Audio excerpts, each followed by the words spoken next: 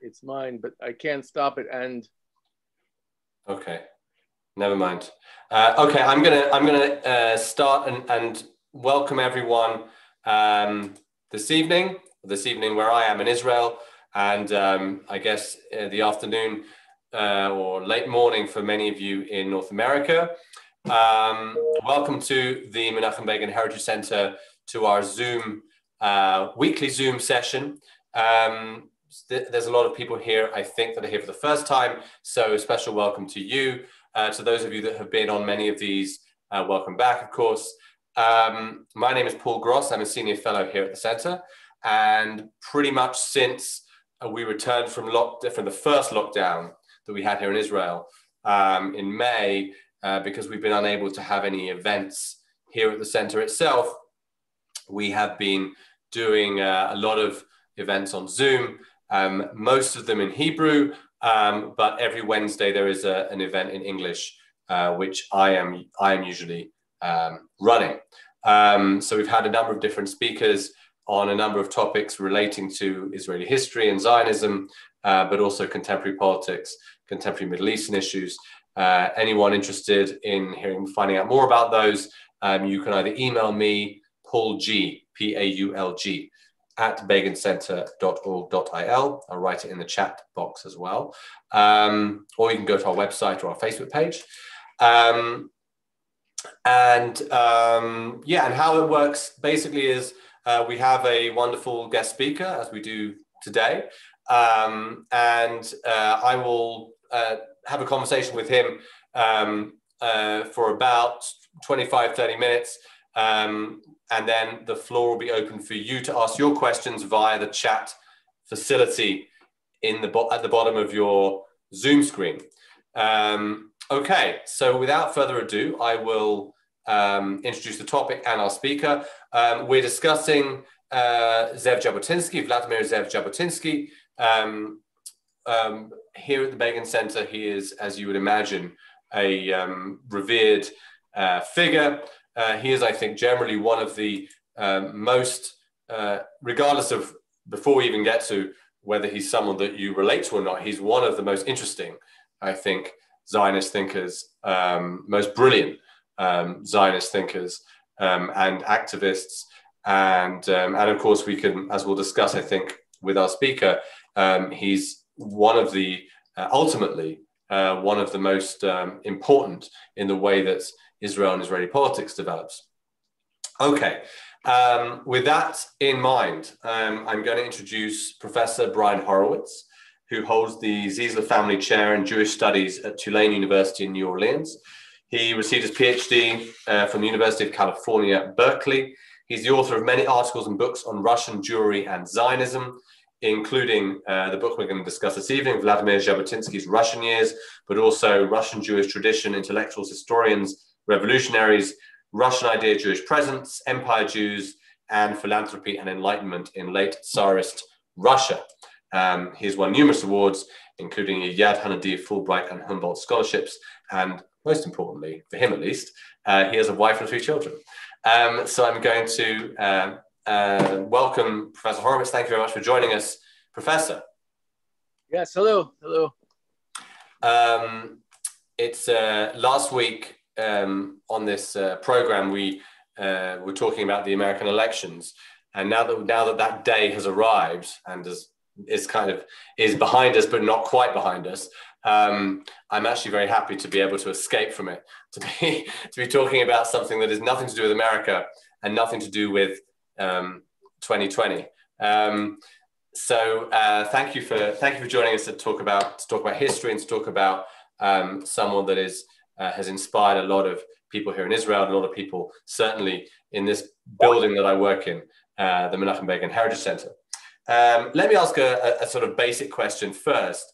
The book focuses on this period of Jabotinsky's life in Russia, and those familiar with Jabotinsky's biography will know that many or most of the important events that sort of history remembers, big events that history remembers, happen outside of Russia for Jabotinsky. The Jewish Legion, the riots in Jerusalem, the founding of the revisionist movement and the alternative to the mainstream Zionist movement. So why did you focus on that period, that 20 or so year period in Russia? Well, there's a bunch of reasons, but clearly there was a lot of books already written about the late Jabotinsky and Jabotinsky revisionism. And as I began to do this investigation, I realized how few books there were about Russian Zionism and how the state was made by Russians. Hope I'm not hurting anyone's feelings. But the Russian Empire was the home of David Ben-Gurion, Green, Jabotinsky, Ahad Ha'am, Bialik. So it was, when I started investigating it, I realized that most people know Russia as the Soviet Union, but really, in order to know where Zionism came from, you have to know the Russian Empire before 1917. And the last book that had been written about Russia and Zionism was many 2 or 3 decades ago, and a lot has been known since then. A lot of research, a lot of papers have come out. So I thought this was really, really important. Now, about Jabotinsky in particular, what's fascinating is that the more you learn about his Russian experiences, the more you understand where he came from. People always say, "Oh, how can he be a liberal and yet the inheritor of a nation state idea, a sort of a seclusionist, not isolationist, but a secularist. Yeah, extreme nationalist at the same time as a liberal." So what he is, in a way, is he embodied that 19th century idea of liberalism, tolerance, progress, and wedded it, yoked it to the nation state idea. And it created an amalgam that has been very productive. And in some ways, Israel has, I would say, actually adopted a lot of these ideas, right? It's liberal and the Jewish state. It's trying, it's a tension, a terrible tension maybe, but a tension that has been very productive. Right. Yeah, I think that's right. And I think, here at the Begin Center, for example, we talk about Begin's the heritage that Begin takes to Jabotinsky of Jabotinsky's liberal nationalism, which I think is pretty much what you're talking about, and the tension that exists therein. And he was living in the Russian Empire, as you say. And what did he learn from because he comes out of it with this strong feeling of about the importance of national identity. But what does he learn from living in an empire? He learns about multinational dimension. He learns about many nations seeking their freedom, sovereignty, seeking their national destiny at the same time, and the need for understanding and the need for playing tough politics to get your group on the ascendancy. But at the same time, he also, I think that he sees that there's a lot of anger towards the empire, towards the Russian element, and towards Russian nationalists.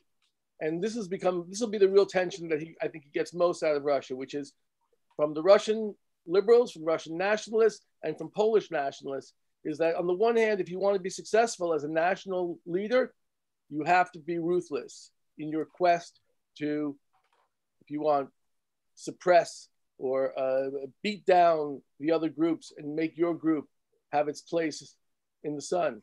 But at the same time, if you're a minority, then you're never going to manage to peek out into the sun. So he realizes that the goal, this is in a way he realizes that Herzl's idea of majority is absolutely necessary. There has to be a Jewish majority. And forget the Bible being your deed. It's a Jewish majority and a populist idea that he got from Russia, clearly, that majority is legitimacy, political legitimacy.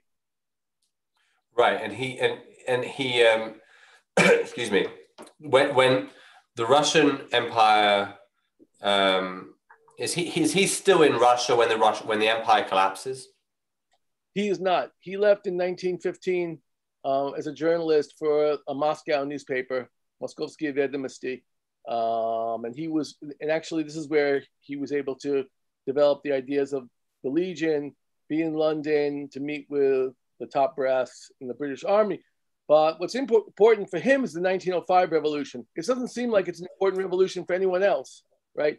And Lenin called it the rehearsal for 1917. But for him, this is a key moment because he really does show that that if all the nations work together, they can have power despite being minorities. So what is this? Can you, for those of us not so well versed in Russian history, certainly pre-revolution, pre-Bolshevik revolution history, what can you tell us something about the 1905 revolution? What was just in a nutshell, sort of what was it and why would it have had such an influence on Jabotinsky?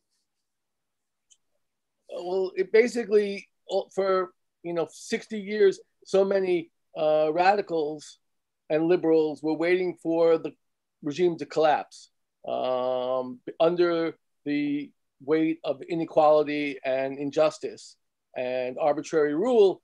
And finally, in January of 1905, with Bloody Sunday, the Tsarist guards shoot on the population, and it starts a process of the workers coming to the streets, stopping work, and the revolution is taken over by the radical parties, and the liberals get involved.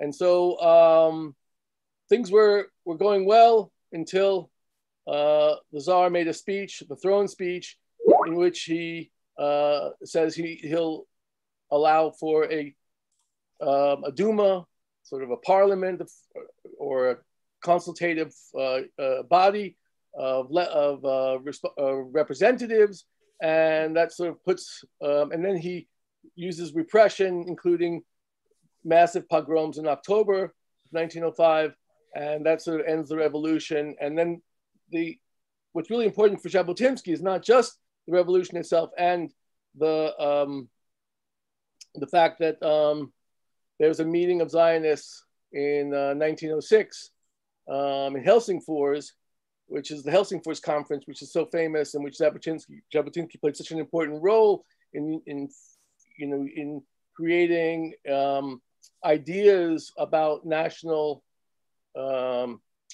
representation in the multicultural Duma, and then the idea of joining with the liberal Jewish parties and other Jewish parties on the in order to create a league. They call it a league of representatives that would push for Jewish legislation. None of this is very successful, but what is important is that after the 1905 revolution, all these intellectuals begin to think, what went wrong? What do we need to do to actually gain power?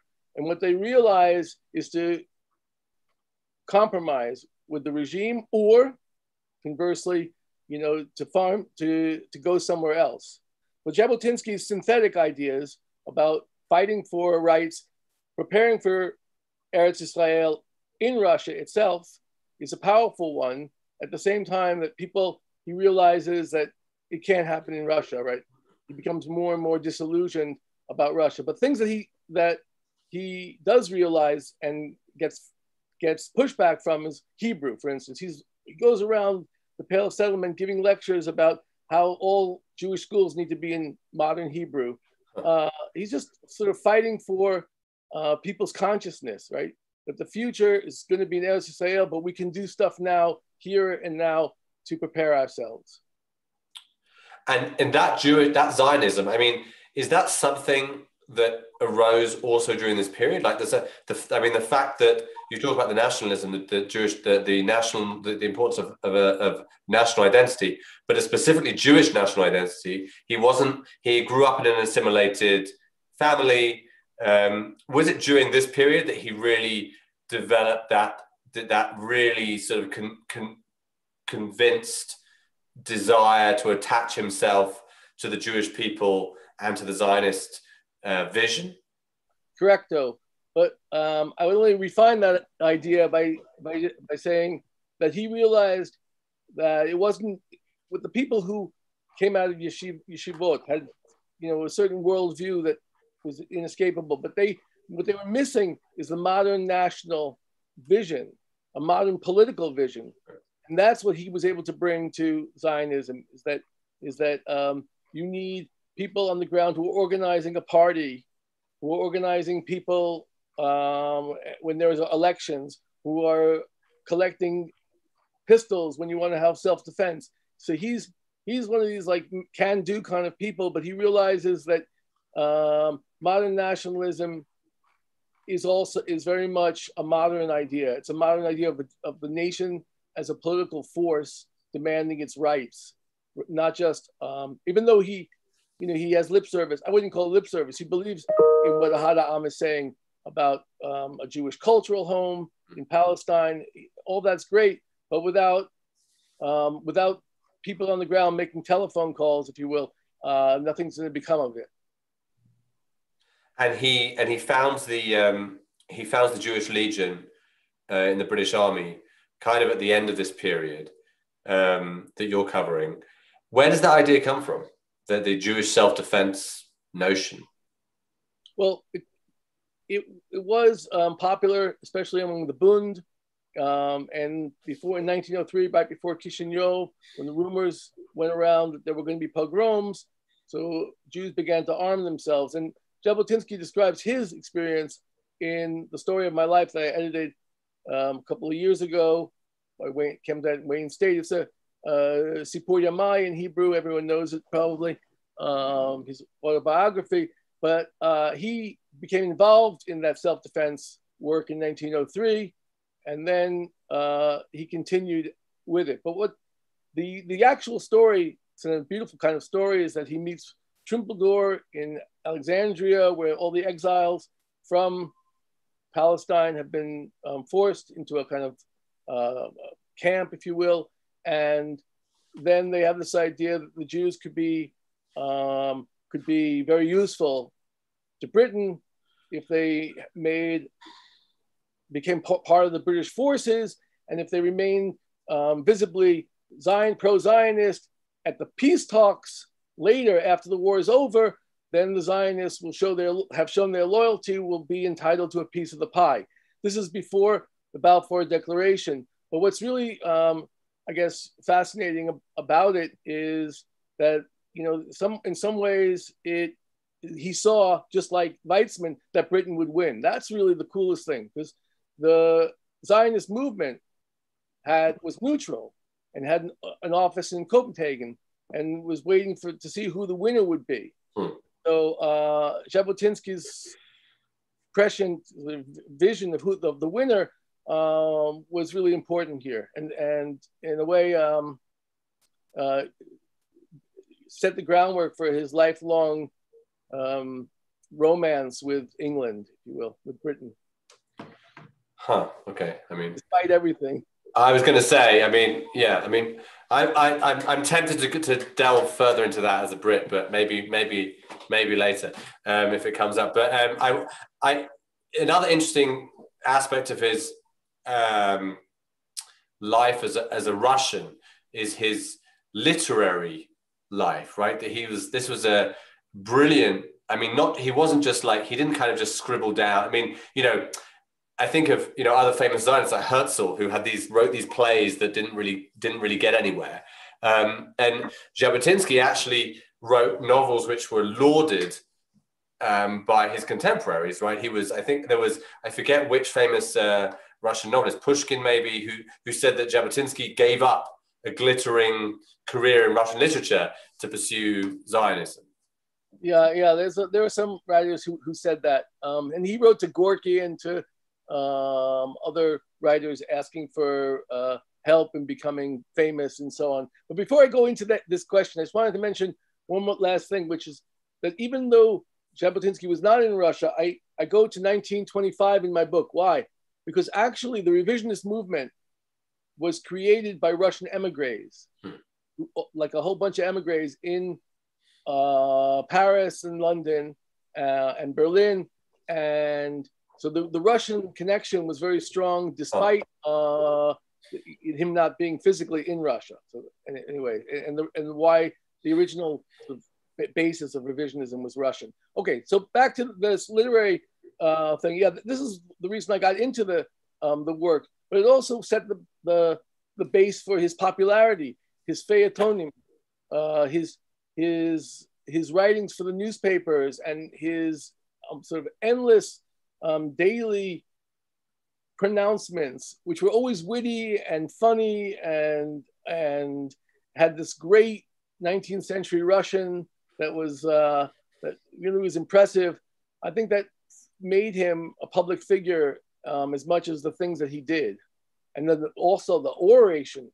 He was a famous orator, and there's unfortunately very little evidence of this now. I only found one thing in Yiddish, by the way, on YouTube about water rights in 1932, but in Palestine. But in kind of obscure topic, not one that you're going to show your best at. But in any case, he was known as a polyglot as well. But the question of his literary talent is has been overplayed, let's say.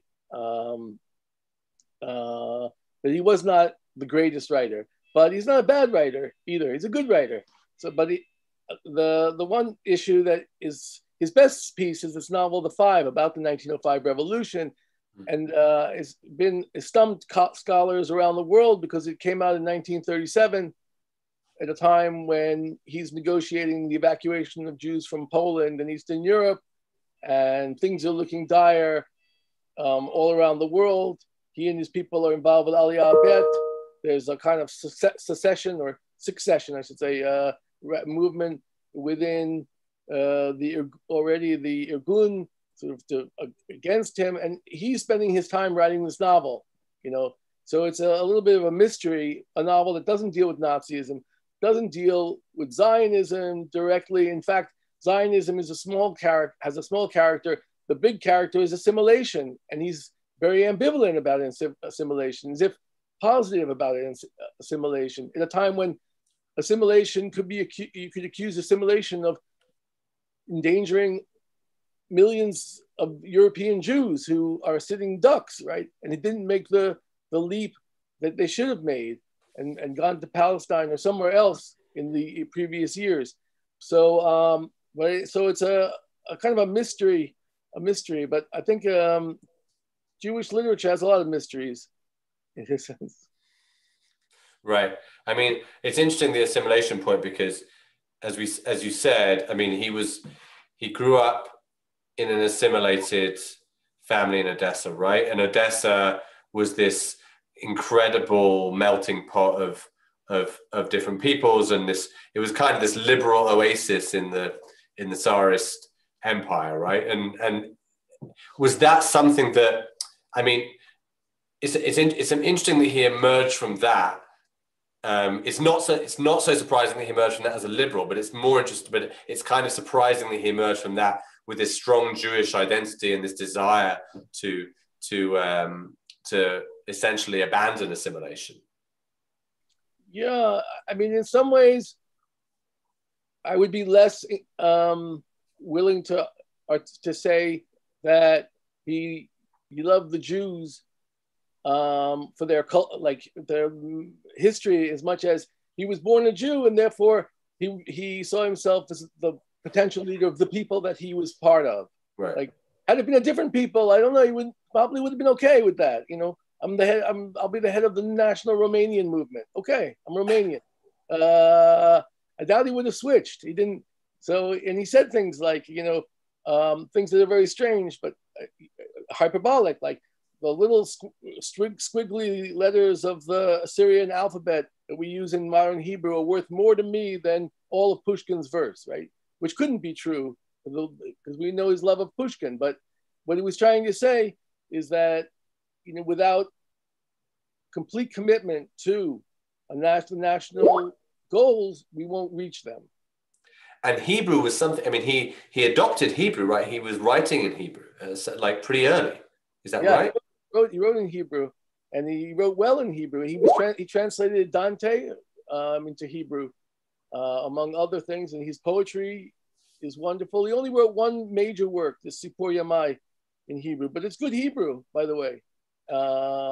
So he's a polyglot, and but yeah, I think that this idea that devotion to the cause, which in a way, I sometimes think he didn't necessarily take for himself. Like he might have had a kind of elitist view that what's good for him may not be good. Not everyone can be as broad in their spirit as he is. So they need to be directed more narrowly to the cause. One of the, of course, one of the.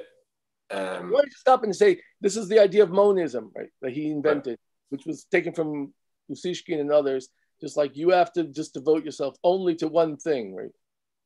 Okay, go ahead. Yeah. So actually, it's connected to that. So he was, he kind of said to Ben Gurion that don't, if you're talking about establishing a socialist state in Palestine, a socialist Jewish state in Palestine, in Eretz Israel, let's get the state. Like that's the thing we should be focusing on. And he was famously and importantly anti-socialist in his political outlook. Was that connected to what happened in Russia? Was that connected to the communist revolution? His antipathy towards socialism? I think you could possibly make the argument. I think you'd be better off in just in saying that the national idea came first, and he didn't want people to deflect energy on it. And what he wanted, he was in Palestine. He said there wasn't enough resources, there wasn't enough energy to have a class conflict and a national conflict, and therefore all class conflicts should be decided upon through negotiation, right? Mm-hmm. And rather than having economic classes, everyone needs to be involved, especially the wealthy. And he was really hostile to the idea of philanthropy as the major aspect of financing the state. That we needed, you needed these important philanthropists to donate money. Like people will come to Palestine when they feel like they're going to get profit from their investment, when they're secure in the knowledge that they should devote their lives and their property to a life in Palestine, but they won't do that until they're sure they're going to win, until they're sure there's going to be a Jewish state and they're going to be able to make it economically. Until then, people are going to hold back, but you're not going to be able to create a state through donors. In fact, he was hostile to the idea of donors because he thought it was anti-democratic as well. So this is like the principle of democracy, right? They'd have more votes. This was Weizmann's idea, which actually never came to fruition, which was to expand the Zionist executive to include American donors who would give a certain amount of money to be part of, decision making. Okay, I'm going to ask two more questions together, which are connected, and then I'm going to turn it over to the crowd, the audience. So get scribbling, everyone, in the chat box with questions. What I wanted to ask was, I just mentioned about his relationship with Ben Gurion, which was famously hostile. More from Ben Gurion's side than from his. 1934, right? Except for the meeting in 1930. Apart from the meeting, which may have gone somewhere if not for others protesting it. But I guess the question is, Jabotinsky was this kind of evil figure for the Zionist left for so many years, and Ben Gurion famously didn't allow his body to be to be buried in Eretz Israel, which was Jabotinsky's wish, and it didn't happen until Ben Gurion was out of power. What do you think the criticism? Two questions related. One is, do you think the criticism of him from left-wing Zionists was really, really? I mean, it strikes me as completely over the top. What's your view of that? And the second thing is, I guess, related to that, is in modern Israel, how would you define Jabotinsky's legacy? Yeah, I mean, you'd have to see that the fears that were raised about Jabotinsky and his followers as they would create a push, and they were too extreme in their love of the leader principle, and they were dangerous figures, especially since the British they created this agitation among the British officials who already didn't like much in Zionism. All that's not really fair. And Jabotinsky turns out to be more of a mouse than a mountain on that level. And the fact that Jabotinsky played by the rules, at least until 1935, and then he created his own new Zionist organization. But still, he didn't pan out that he played. He was so negative and really brought power away. What he did do, however, which was not liked, which was to demand that people announce their final goals. And you can say that that's good strategy or bad strategy. It was good strategy for Jabotinsky to say, we want a state, and that's our final goal, and we have to admit it and say it right aloud so that everyone will know. But it was obviously not palatable to Weizmann and to Ben Gurion, who were trying to convince the British about a much more sanguine, or a much more what they call vegetarian solution to the Arab-Israeli conflict. So he got a lot of flack for that. The second question, I forgot again already. Was it about his legacy in contemporary Israel? His legacy in contemporary Israel. He probably doesn't deserve to be the grandfather of Likud either. I mean, but there are aspects I think you can say. For instance, at Greater Israel, he was for Israel on both sides of the Jordan River. So maybe you can make him the father of the settlement movement if you want. About capitalism, I don't know that he was such a strong capitalist. He was just not. He was hostile to socialism. But the actual Jabotinsky was he wanted a very strong safety net. That was a 19th century liberal idea. So I don't know that he would not be happy with South Tel Aviv, for instance. Right, but yeah, I mean, I would say though that I think that you could definitely make the case that the Likud, when it first came to power under Menachem Begin, was much more in line with that thinking of the safety net and sort of a kind of generous socioeconomic agenda than more contemporary Likud, I would say. One thing that he really is different from Begin is in religion, right? Jabotinsky had no feeling for it, and he, at the end of his life, he adopted, a pro-religious position. He saw that there were voters among religious Orthodox Jews that Mizrahi and Ashkenazi that he needed to appeal to. But for so long, after having said that he was non-religious and keep God out of it, it did seem like a last-ditch effort to get votes. But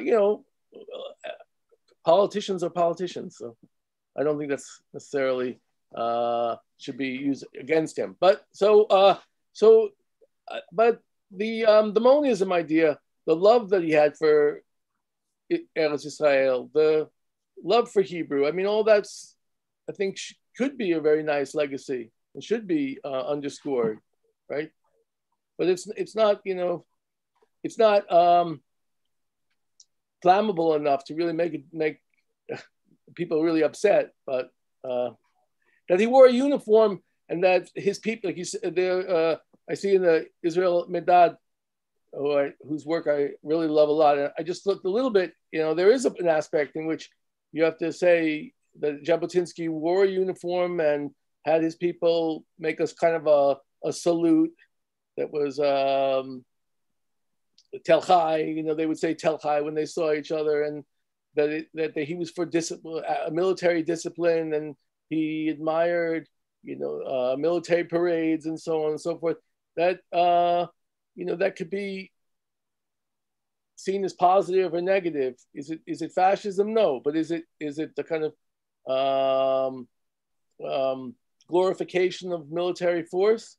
Yes, but I probably didn't Israel's government, come out with the tanks to show them off like the Soviets used to do in the May. Right. Yeah. Israel used to have on Yom Ha'atzmaut, it used to have a military parade. That's true. But that was not under the Likud. That was under the Ben Gurion. I think it was maybe even consciously mimicking what went on in the Soviet Union. I don't know. But I think for me, I think when you say about the which relates to Yisro Medad's question, about the fact that, as you say, you reject the charges of him being a fascist, but you do make this point that in the book that he likes this military style. I think at the very least you could say that it maybe gave some ammunition to those that wanted to call him a fascist anyway, like Ben Gurion.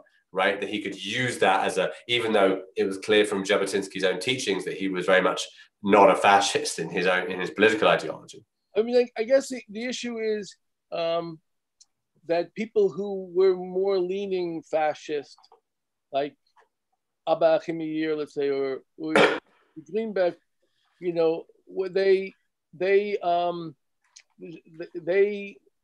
were not that far from Jabotinsky, and he needed them in various ways for popularity and so on. And so it's not like by chance that people called him fascist and wanted to use that term to discredit him.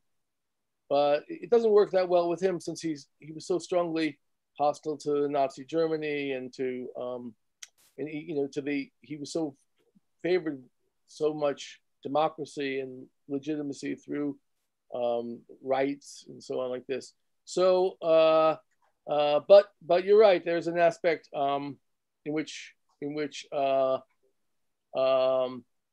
he used the rhetoric would sometimes seem fascistic, or the rhetoric would seem militaristic. That's right. For instance, like in that essay, that famous essay that also, again, I'm trying to read, but I'll read the question out. I'll read the question out. Do you want me to get to the question now? Yeah. I think the second one was okay. So this is okay. So for those not looking at the chat box, my colleague here at the Begin Center, Yisro Medad, has read Professor Horowitz's book and has written some very detailed questions.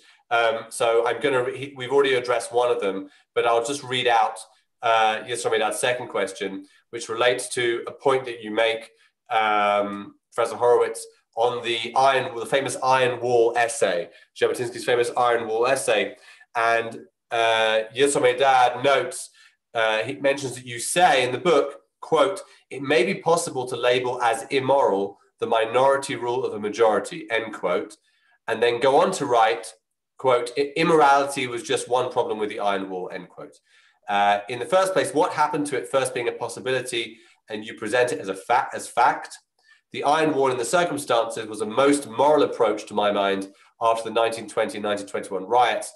But to the point, already in December 1918, Jabotinsky addressed this matter, explaining in his proposal for Jewish self-government that it was his and fellow Zionist presumption that they were acting on behalf of 16 million Jews, the potential citizens of Jewish Palestine, most of whom they expected to reside in Palestine, and therefore they were the majority, while admitting it was a non-normal situation.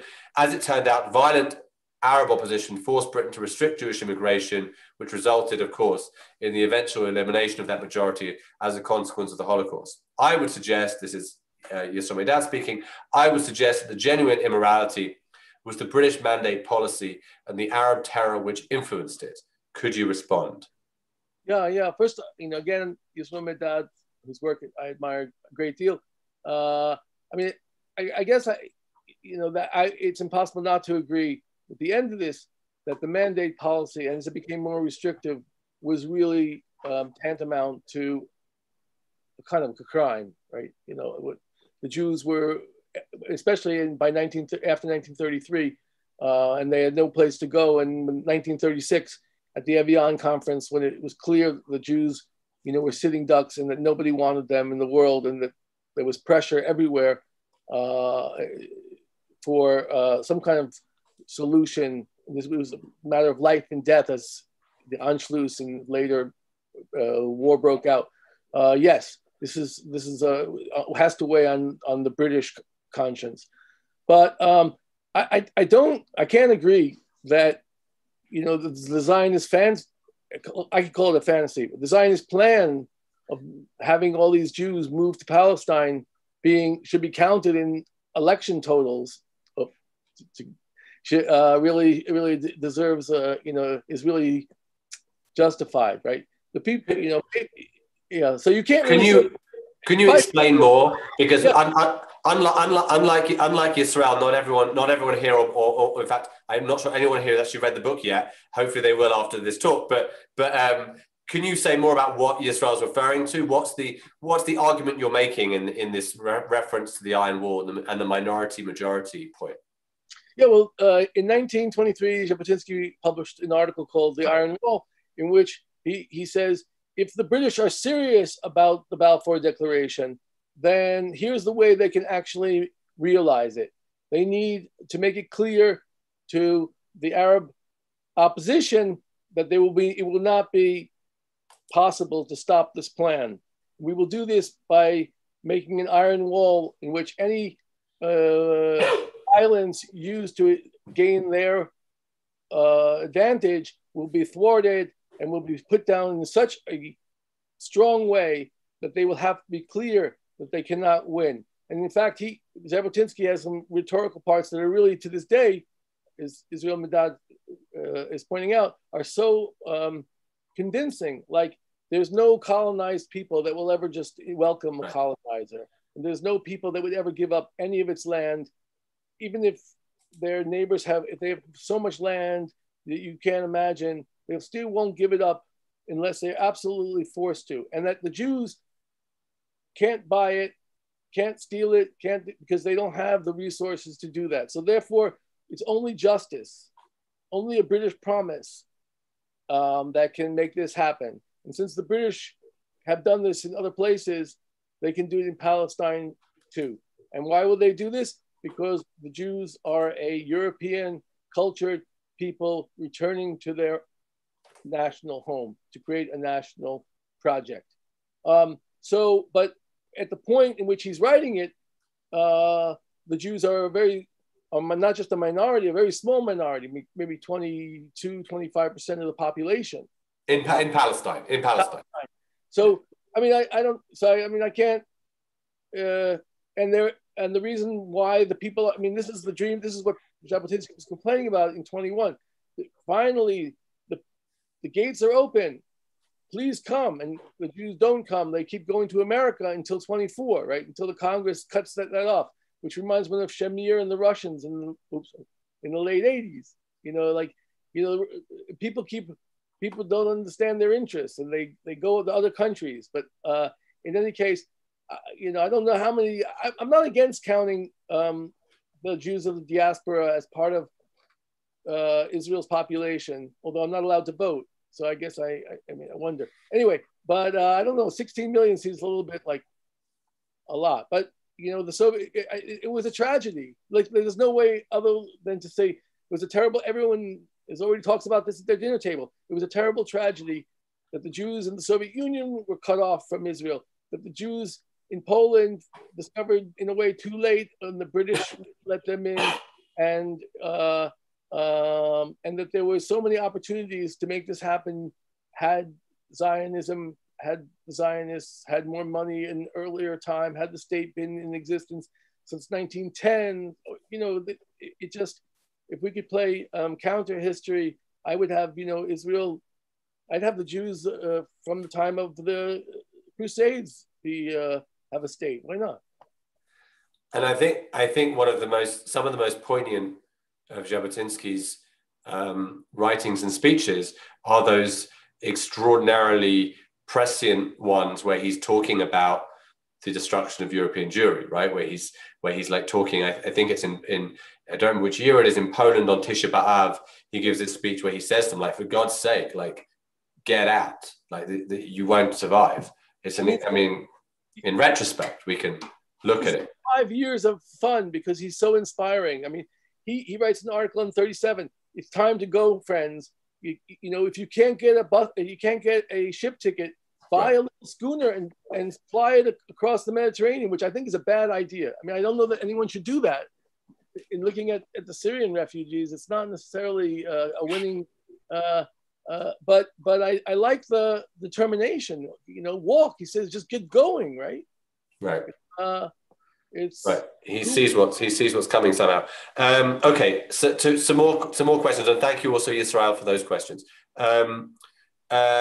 So from Andrew Sloan, we have this question. He thanks you for a wonderfully rich talk. You discuss relations between Jabotinsky and late 19th century liberalism and nationalism, but the late 19th century was also the emergent moment of racial theories and ideologies, of which, of course, the Jews were some of the principal victims. Did such theories influence Jabotinsky's thought, and if so, how?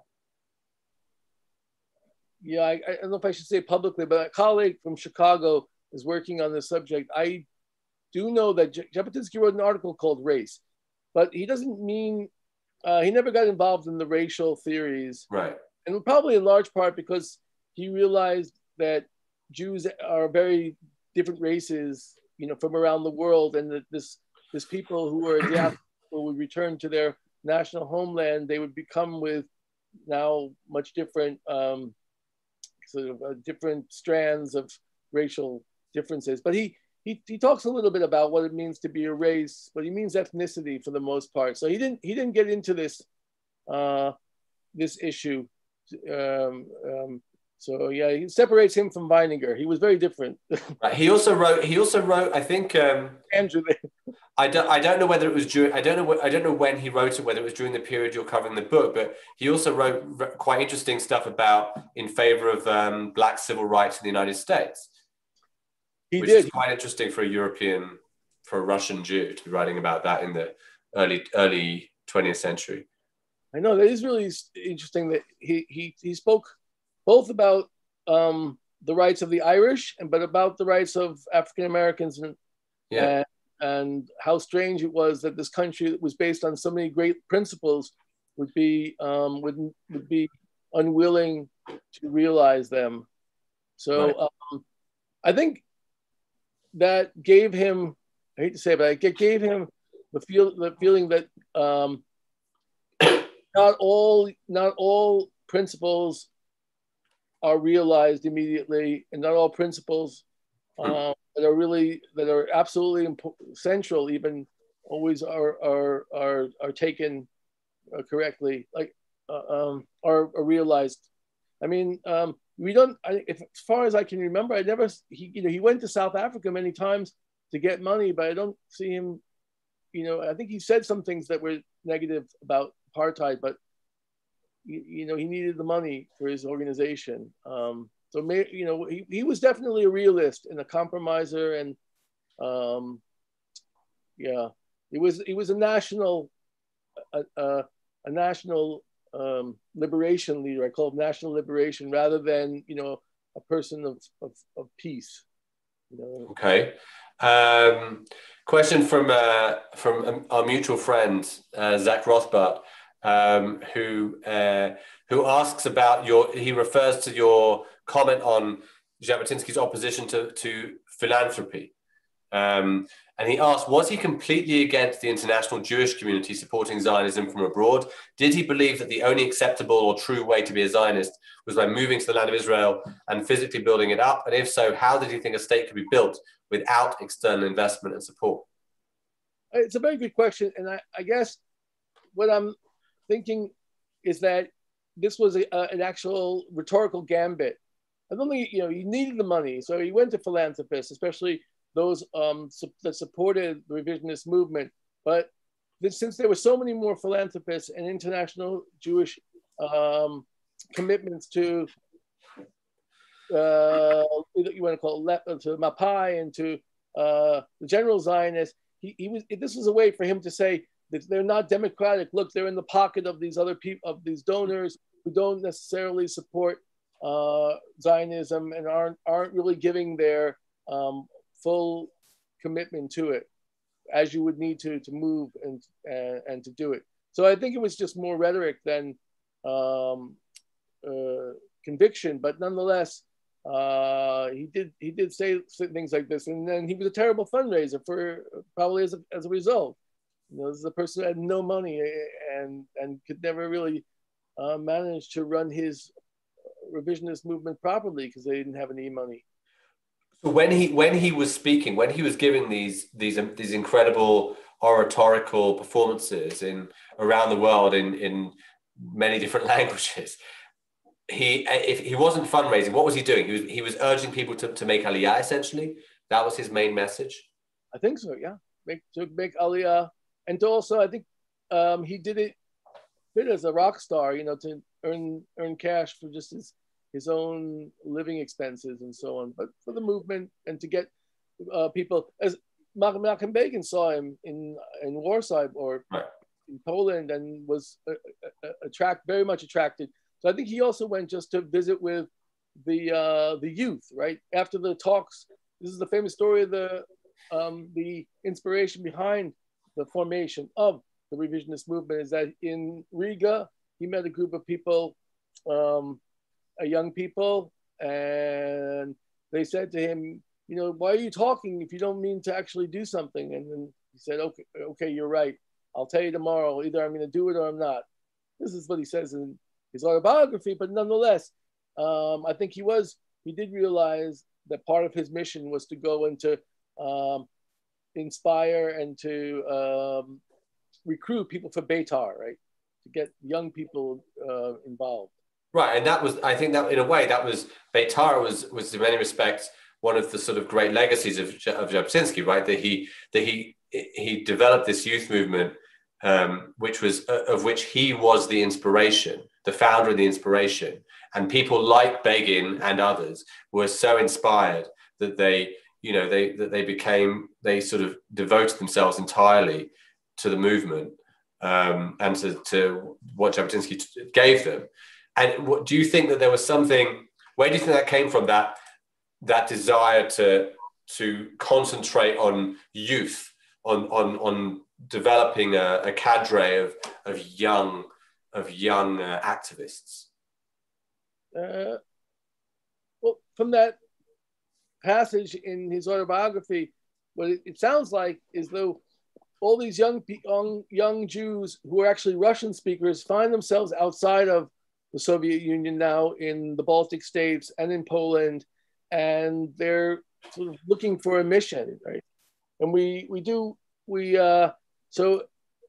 and he sees them as, maybe a lot of this is not intentional, but they turn out to be the most active participants of the movement, and they're the ones with the vision, and they're the ones who are going out and meeting, and they're the ones who I mean, it's hard to say, you know, how much of this is just social life in villages and towns and cities of Poland, but the young people need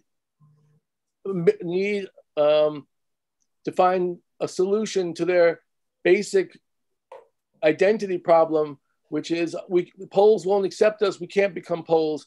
What are we going to do now? So many of them go into Beitar, but there's also strong Bundist, you know, groups, and there's movements of the Yiddishists and so on and so forth. So it's not like the Beitar is even the largest one. It's not the largest one, but it inspired a lot of people because it imitated the Hungarian and the Czech youth movements, both from the left, such as the hiking and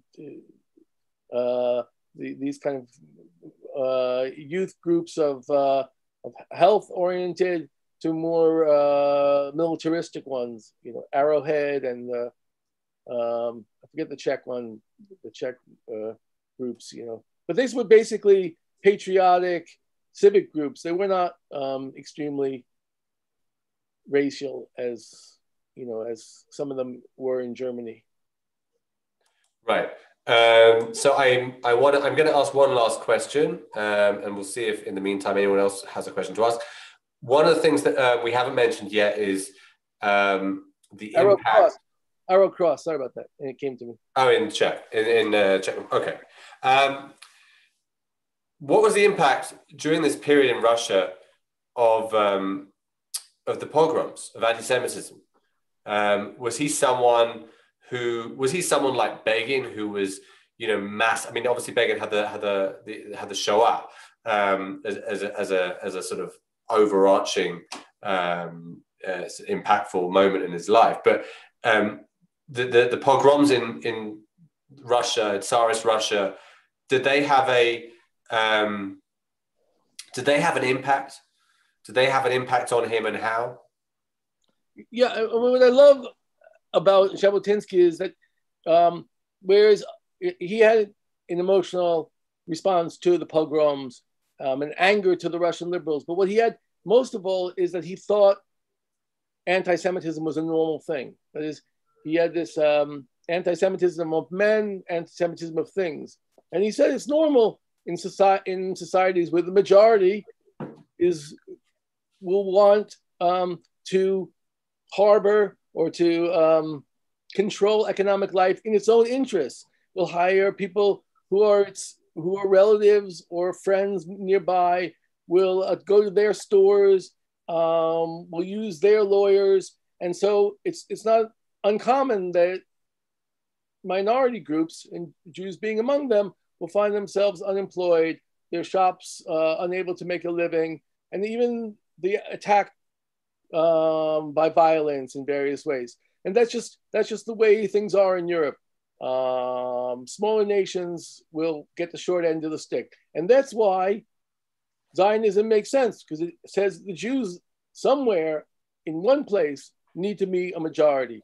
And there they can be the ones who give other people the short end of the stick. I mean, I know that it doesn't sound so nice, but that's the reality of human, human society, human interaction.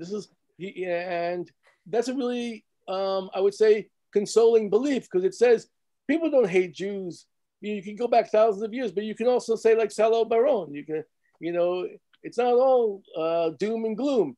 It's natural that people they don't ordinarily and some kind of automatically hate Jews. It's the way societies are organized. It's the way human beings are built, right, in a tribal way. And so even though we're one step away from tribes, this is Zionism in a way as an answer to the violence question. So I sort of find that very consoling, right? To make the Jews a normal people just like any other people. But you may not like that if you want to stand by the idea that the Jews are the chosen people, chosen by God with a specific mission to bring the Jewish spirit into the world. And then, Jabotinsky's not your man. Rav Kook might be better, I would say. Right. I said that was my last question. I actually have one more. I just thought of as you were talking, and then I promise everyone we can call it a day, but call it a night. But it's interesting because he, at the same time as being this, as you say, a man who really believed in the necessity of the use of force, essentially to triumph against the Arabs in Palestine. And the Iron Wall, and possibly also a somewhat, some would say realistic, some would say cynical view of a world where you need to be strong and tough and a majority in order to survive. And yet he also writes in an unusually, I would say, a surprising way for some that haven't read more of him, about the rights of minorities, the fact that Arabs in the putative Jewish state should have full equal rights. That he speaks against the idea of transferring Arabs out of the land. I mean, is that something that comes after the Russian period? Is there something in the Russian period when he's already thinking about what a nation state looks like that speaks to that? Yeah, I would say that these moral imperatives became part of his DNA from being in Russia. This is like he was brought up in this late imperial life in which the struggle against the czarist arbitrariness and absolutism was essential to being a decent human being, and he remained truthful to that decency. And so that never ended, right? That didn't end, even though he left and he encountered this much more difficult, in a way, situation in Palestine. But he didn't want to stop being decent and what they called like a mensch. So, but I think that he got this from the Russian Empire, and from this his relationship with Russian liberalism, which he never stopped having hopes that Russian liberals would live up to their promise of inclusivity for all the national minorities. Right, which was somewhat. Well, they weren't really given the chance as things turned out in Russia. But okay, Professor Horowitz, I want to thank you very, very much for speaking to us today. I hope that can you show us the book again, as you have it in front of you? Okay, so guys, you can jump onto Amazon and order Professor Horowitz's book on Jabotinsky. It's really frustrating. They wouldn't give a discount on Amazon, but the online version is much cheaper. Okay.